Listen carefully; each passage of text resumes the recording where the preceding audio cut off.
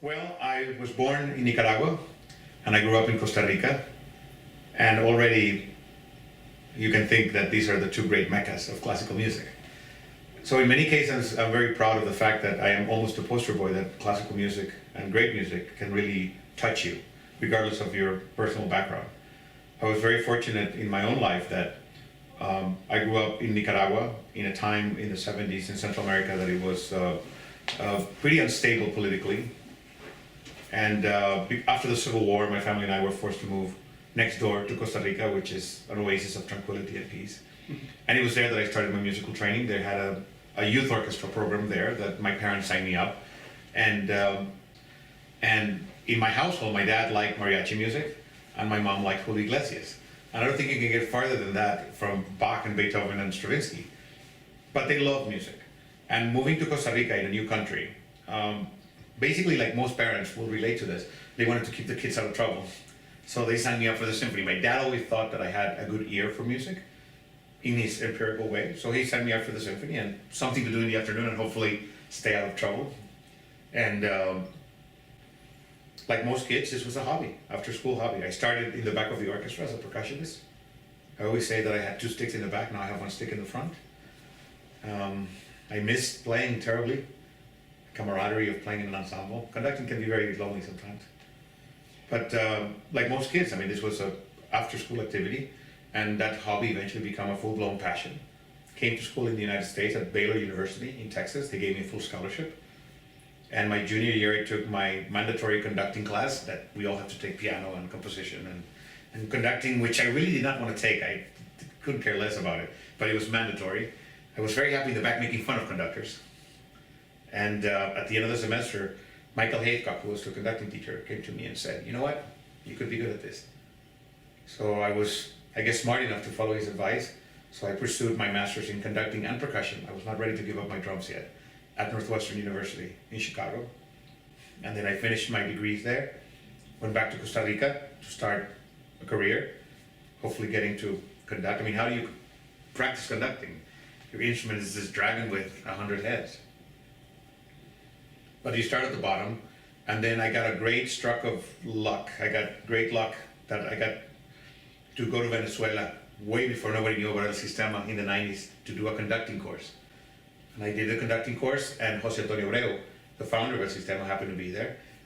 After the conducting course, he came to me and he said, the orchestra in San Cristobal has no conductor. Do you want it? And I had been married for about 6 months, and my wife and I packed our things and the dog.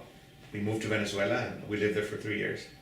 And really that's the place where I feel I had my own orchestra. I had the real privilege of learning the craft, little by little, having podium hours, feeling comfortable on the podium. And from there, I applied for the job at the Minnesota Orchestra in Minneapolis for associate conductor, which I got. I was there for 5 years. One of the best jobs on earth, because they paid me to learn repertoire. And every now and then conduct concerts and be there just in case somebody got sick. But talk about a great front row seat of watching the best conductors come in and do their craft. And it's also a great lesson of what not to do. When sometimes you have people with limited abilities and you get to say, no, I'm not gonna do that. You know, so you get to learn the good and the bad. And I find that during my years there, they were absolutely formative. Also, getting to hear this incredible orchestra on a daily basis really gets to shape your idea of what an orchestra can truly do. And every day I try to apply those principles of artistic greatness and virtuosity. When I was hired in Minnesota, it was A.G. Owen. And then he left the orchestra. Very special time also around then because it was the centennial of the orchestra. And so they got to commission a lot of new music, and it was a perfect time for me there to connect with a lot of these composers that I am now championing. And I was there when Osmo Vanska was hired, and his first year was my final year as associate conductor of the orchestra. And I felt that I had to leave because after 5 years, I had done my chore as a staff conductor, and I already was music director in Eugene, Oregon, and it was time for me to graduate and become a music director on my own right. There were several people that helped me in my musical journey, and I have to say Michael Haycock at Baylor University, who was the director of bands, who's currently the director of bands at the University of Michigan, by the way, and somebody that to this day I not only honor to call my colleague but my friend as well. And he actually comes to see my concerts when I'm in Cleveland or Detroit or Boston. We've become very good friends over the years. But he was one of those people that really was able to recognize a talent that I didn't know that I had. And I think that's the mark of a great teacher. I would also say Dr. Larry Van Landingham, which we all called him dearly Dr. V, my percussion teacher, was instrumental because these people were incredibly nurturing in the formation. You have to remember that coming from Costa Rica in the 80s to Waco, Texas was a cultural shift that I was not prepared for. And plus my English was not nearly as good as it is right now. But Baylor University literally put their hands on the fire for me. I mean, they gave me a full ride to pursue my musical dreams. And I have to say that every day that I'm in Texas, whenever I'm in the area, I always try to stop by in Waco to visit some of the faculty members that are still there, because many of them, as I said, were beyond mentors. They were people that were nurturing and that made sure that not only I was doing okay musically, but more importantly, I was doing okay personally. And when you have that level of support, all I have to worry is about practicing my scales. So from that perspective, I consider myself immensely lucky. I think that what we try to aspire is to try to find the composer's sound. That's what we always try to find. If we're playing Bruckner, it should sound like Bruckner. If we're playing Mahler, like Mahler, Stravinsky, Beethoven, etc. But it is still being played for the national audiences. This is a city that adores live music. It is all about the live music experience. In every corner in this city, within, a stone throw from this office, there is live music going on 24 hours a day. And it is good quality music. People that come here pursuing the musical dream. From my perspective, I believe that what I try to achieve as a conductor is a level of flexibility from the musicians. That when we play a certain language of repertoire, we try to get it to that language. And it evolves, of course. This hall is only 9 years old. As we speak, we're still learning to play in this incredible instrument, and learning the pluses and the minuses, and learning how much to push and how much to do it. But we're having a wonderful time taking it out for a spin. But it is remarkable this week in particular, doing the Bruckner Symphony No. 4, where everything that we put into the playing, the hall gives it back to us. And because of that, we're able to adjust the playing to the realities of the room. And to me, that is what orchestras should aspire. It's not that it should sound like the Cleveland Orchestra or the Berlin Philharmonic. No, it should sound like Ravel. And even Ravel doesn't sound, early Ravel is not the same as late Ravel. Early Stravinsky or late Beethoven or early Beethoven. Every single time of every music that you do has, in my opinion, a color, has a particular language. And you have to find that. Here, we're very fortunate because we have an incredible concert hall. And because we have that, we can really push the limits of dynamics and articulations and colors to a way that I think is making the orchestra become more virtuosic every day. Many of these sounds, quote unquote, the Philadelphia Orchestra sound, were shaped in the realities of the rooms that they played. That famous string sound in Philadelphia, in many cases, came from that because it was such a dry hall that the strings had to do twice as much bow sometimes to get the sound out. And that in turn translated into an incredible amount of sound that people came to love and adore.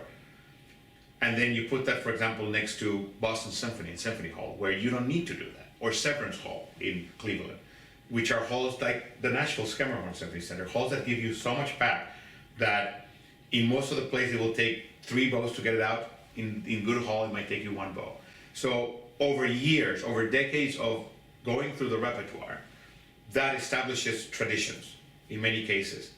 And I think many of these orchestras, and I use Cleveland as an example because I know them so well, they actually take the sound of their hall on tour with them because they have been playing in that room now for close to 80 years. So they know it incredibly well. They know what they need to do to get the job done. They know how loud can be, and they know how soft can be. And when you have a room that is gives you the flexibility to literally expand the limits, it's the sky is the limit, literally. From the Nashville Symphony, before we came to this incredible concert hall, and we used to play at a multi-purpose hall, anything below mezzo forte, it would sound like you were in the parking lot. So obviously coming to a new hall with a different environment, the orchestra had to adjust, and we're continuing to adjust to the realities, but it's such a great morale boost again, when you play in a great room with a very virtuosic orchestra and play the great repertoire, because that's everything that we dreamed about when we were studying to become musicians. Well, not only the wood floor, but also the risers, as you can see, they come from the bottom and they are also wood. Remember that those risers serve also as projectors.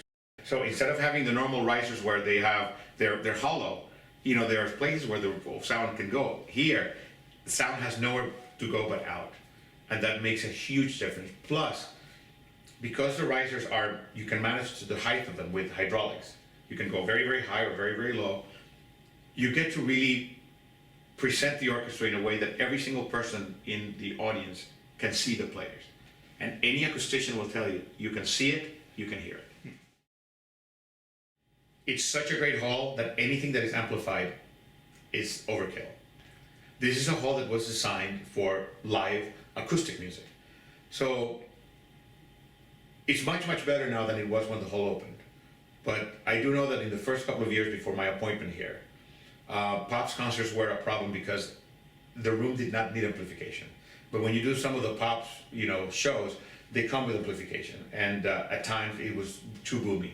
So that's one of, I guess, the double-edged swords of having a great hall, that you don't need that amplification, but many of these shows require it. And I also have to say that another double-edged sword is that being in a great place that enhances all the sounds, not only the sounds from the stage, but also the sounds of the audience get enhanced, which to me, I have no problem with. I will be honest with you. That adds to the energy of a concert. I don't want people to sit there like they're at church. This is a live music experience. And you need to know, I need to feel that the music is having some sort of impact on the people that are listening into it. And it would be naive for me to believe that 1,800 people in a concert hall are receiving the message in the same way. We do it in different ways, and that's what's so amazing about this. My job is to put it out there. How it arrives at every individual is out of my hands. Yeah. So when we have this, it has been to me amazing over the years when you have those special nights when you feel the energy of the audience and they feel that they're on the edge of their seats. And it happens not all the times, but when they do happen, we all feel it. At the same moment, you have in those moments that it's just not gelling. And it has nothing to do with the playing, it's just that it's not happening. And that's what I hope audiences are looking for, that sense of adventure. I truly believe that when you come, you need to want to discover something new. If you want to hear the Beethoven 5 played the same way, stay at home with your recording.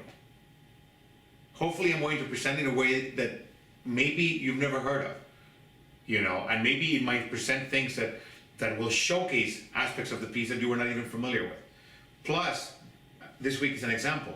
When I do the Bruckner Fourth in the second half, you're going to hear it through the prism of the Daugherty organ concerto. So you're not hearing the Bruckner on a vacuum. Your body and your soul and your entire experience is going to go through that. So trust me, the Bruckner is going to be colored in many ways by what you experienced with the previous piece. That's why I love to combine the old with the new. Whether it's Richard Daniel Porter with Beethoven, whether it's the old with the new, the known with the unknown. And speaking of Bruckner, we have the perfect hall for it. Bruckner is one of those composers that a big percentage of the success of a concert is the room. Because being a church organist, this was a man that dealt with big sonorities. And this is music that cannot fall flat. You need that extra second echo. It is imperative. And here we have, I would say, one of the best Bruckner halls. And since my arrival here, we've done number 2, number 3, 4 this week, and number 7. And I know that over the next years, I'm going to go through all of them.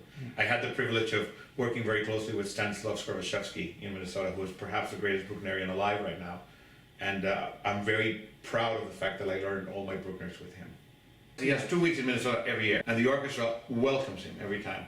But this is a man that also, going back to my years in Minnesota, was nothing but kind and generous with me as a young conductor and giving me advice. And he actually gave me the greatest honor. He came to Nashville a few years ago to conduct Bruckner.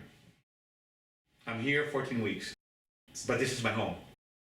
I mean, my family, my kids, we're all here. I mean, Nashville is my home. Maybe I'm old-fashioned in the regard that I think conductors should be part of their communities, in the sense that How am I going to program for Nashville if I don't know what Nashville is about? What works in Nashville doesn't work in Chicago. What works in Chicago doesn't work in Paris. So that to me is important to be here and be a part of what makes this town unique. Plus, it is Music City. I mean, I have it easier than most other people. I mean, I go out into the community and you know, doing community outreach or even doing fundraising and saying, oh, music is important. And here in Nashville, it's like, of course, duh. And that's, I have to say that the love for music here is unique. And the fact that we do so much American music, living composers, is incredibly relevant in this town, because remember that all types of American music of every genre is being performed, recorded, published right here in Nashville. We just happen to be doing it in our field, in classical music. So that has great relevance in this town. So that's why people have welcomed it. And they also feel a sense of history, and feel a sense of ownership, that we're giving these composers a voice through not only performances, but through recordings as well. And I can only imagine what people are going to say 50 years down the road and say, what was going on in Nashville during that time in history that allowed for this to be happening? The same way that you can say what was happening in Vienna in the early part of the 19th century, or what was happening in Boston when Kusevitsky was music director. So that's how we have to think about it. This idea that audiences are becoming conservative, no. We are in control of the message.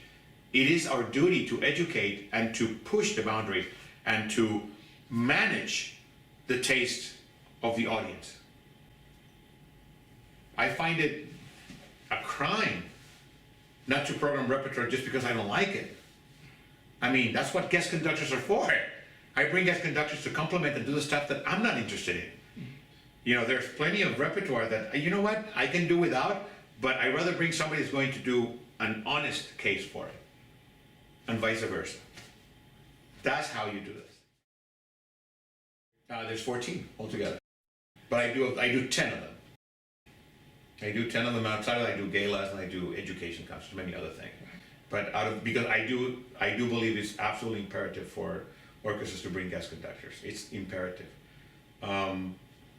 Not only to get different ideas, and you should know that when a guest conductor comes in, I basically give them a blank check in terms of what they want to do. If they want to rearrange the furniture and change the setting of the orchestra, by all means. I mean, not one size fits all. It should not be. I mean, if they believe it, they should do it, and they should have the freedom to do it. Mm-hmm. And also in terms of repertoire, I say, what do you want to do? And we try to accommodate as much as we can with them. And what always drives the programming is always the music. It's always, okay, Dvorak, I've conducted before, who's the best conductor for that? Shostakovich violin concerto, who's the best violinist for that? Chopin, Stravinsky. Again, it should always be driven by the music. Do I work with the artistic planning, but I also work with the guest conductors. I mean, I'm part of that conversation. You know, I want to make sure that they are being taken care of and that the orchestra of the season make complete sense. So I'm absolutely in the middle of that conversation, including the pops as well. I mean, I might not conduct many of them, but I do at least once or twice every other year. I love to do it. I mean, yeah, I love to conduct Beethoven and Brahms and Stravinsky, but if that's all I did, trust me, my life would get very boring. I have many musical interests. Oh, many. I'm a nerd. On my free time, I go to hear concerts. On my free times, I love to meet with my colleagues.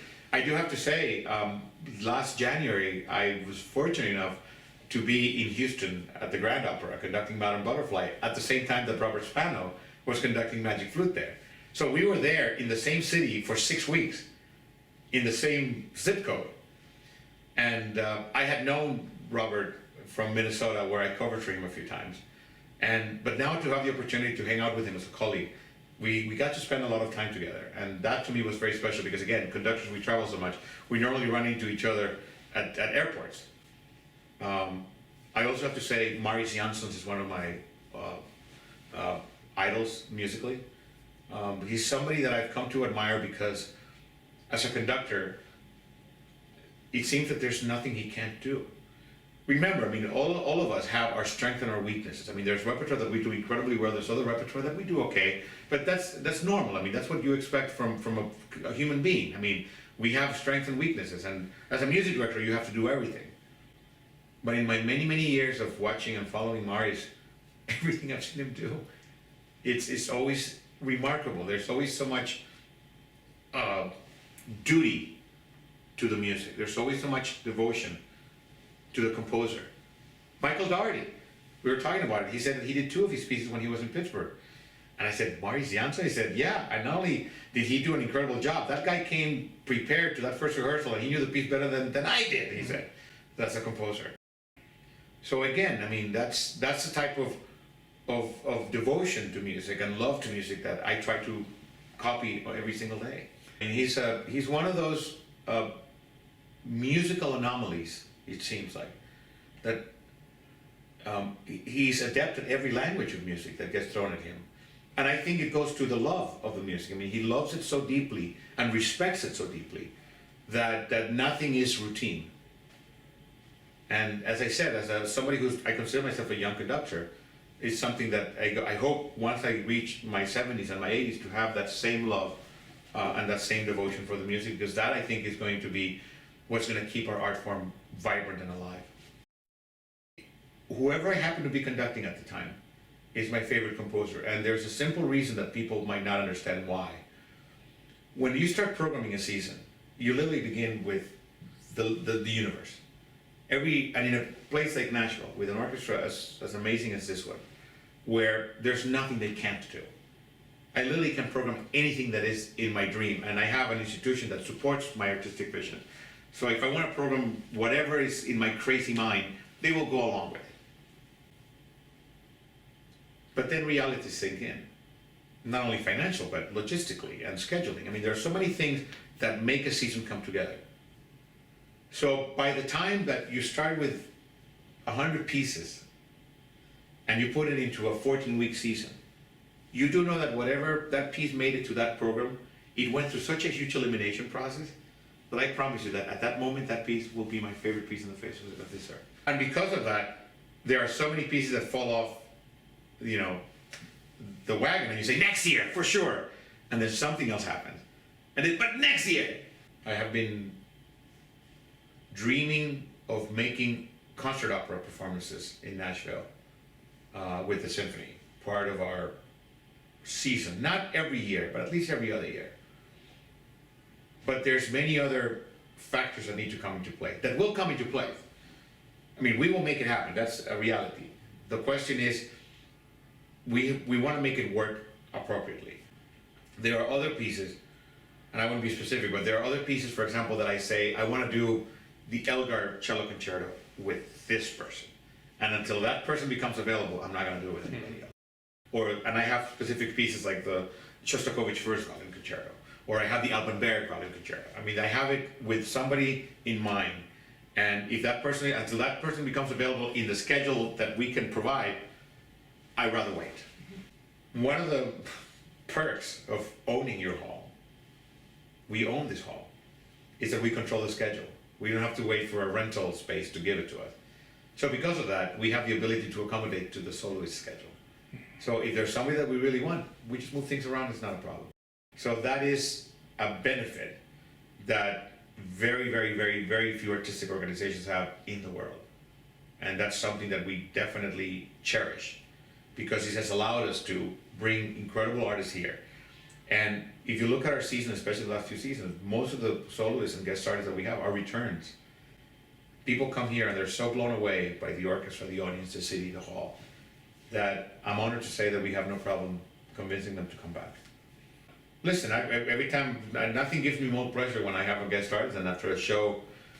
Nowhere else in the world can you play Alban Berg or Stravinsky, walk one block and hear the best bluegrass in the world. Nashville is unique in that, and that is something that makes me very proud, because I am part of that musical family here. One of the greatest joys of my living here is the fact that I've gotten to meet some of the most amazing performers and virtuosos in every imaginable genre and instruments that you would never think. But these are true artists. These are true, you know, people that inspire me every day. The fact that Bela Fleck, Edgar Meyer, Ben Folds, Chris Tilly, Victor Wooten, people that are part of this community. And I run into them at Starbucks, I run into them at other events. And we're always talking about, so what's our next project? What are we going to do next time? It's incredibly energizing. And plus, our players, we all know each other. In most other cities, the classical and the jazz and everything else is separate because it's big. But Nashville is small enough that we all know each other. So I have to say that whenever we do a pop show, it's so refreshing and nice to see the traveling shows that know my players because they work together.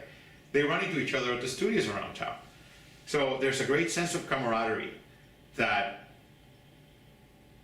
brings so much respect, mutual respect, that we can recognize that not only classical music can be fantastic, but so can bluegrass, so can gospel music, so can country music, so can rock and roll. There's nothing but great music. And when you play it properly with the right environment, that's why the audiences keep coming. Absolutely. I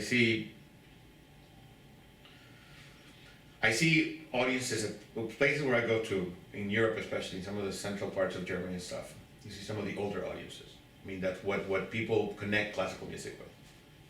And then you go to places like Malaysia or Australia, and you see a lot of young people coming in. I mean, places that it's still a novelty. Classical music is still something new. Korea, Japan to a degree. That classical music is still something to be discovered. Where in places in Europe, they invented the art form in many ways, and it's so embedded in their DNA. And the way that they listen to it is so different. And you sense that. Even also when conducting, let's say, the Frankfurt Radio Orchestra or the Deutsche Symphony in Berlin, and then you play with the Malaysian Philharmonic, which is a fantastic orchestra, but they don't have the decades or centuries of traditions that many of these capital cities have in their conservatories. And the fact that there's a direct connection between those players and, in many cases, the composer. I mean, don't go too far. Vienna, I mean, they premiered most of Bruckner symphonies. So the guys who are playing there are students of the people that played Beethoven and Bruckner and Mahler.